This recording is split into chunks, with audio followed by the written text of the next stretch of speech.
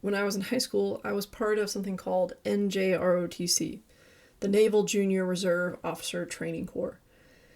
If you're not familiar with it, think of it like a military style course inside of a regular high school. In our case, it was a Navy affiliated program, so our instructors were retired Navy and Marine Corps officers or enlisted leaders. And honestly, I loved it. The structure, the discipline, the learning how to lead, it was awesome. So much so that I eventually went to military school for college. That's how much it clicked for me. One of the highlights of that experience was drill competitions. Our unit did really well the last few years in high school, and that meant we were invited to compete at the national level in Pensacola, Florida.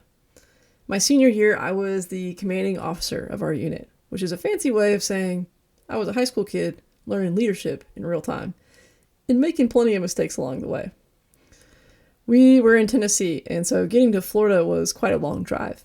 And for a competition like this, you didn't just bring yourselves.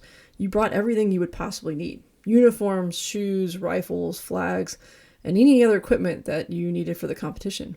If you forgot something, there wasn't exactly an easy way to fix it. So we got pretty organized.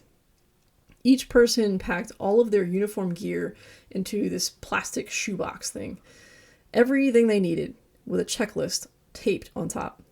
And the day before we left, all the boxes were lined up at school. And I thought, we should probably double check these. So I asked two people I trusted, this guy named Sean and this girl named Jenna, to go through every box. Sean would visually inspect the contents and Jenna would follow along with the checklist. They did it, thought thoroughly and carefully. And when they finished, they said, hey, everything's good to go. And I said, great. Now I want you to switch roles and do it again. Jenna shrugged and said, all right, let's do it. Sean hesitated. And he looked at me like, are you serious? He said, I just checked all of these, he said, and I physically saw every item. And then I got it. I really did. So I said, Sean, I trust you. And this isn't about distrust. This is about making sure we don't miss anything by accident. So they went back through everything. And turns out everything was correct and we were good to go. But that moment taught me something incredibly important about leadership. The lesson wasn't trust but verify. I already believe that and I think we all understand that. The real lesson was this.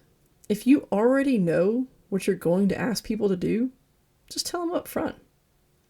If I had started with, hey, I want every box checked twice with you switching roles. So go through all the boxes one way and then flip roles and do it the other way. No one would have been offended. No one would have felt questioned. They would have understood the plan from the beginning. What created tension was not the verification step. It was the surprise.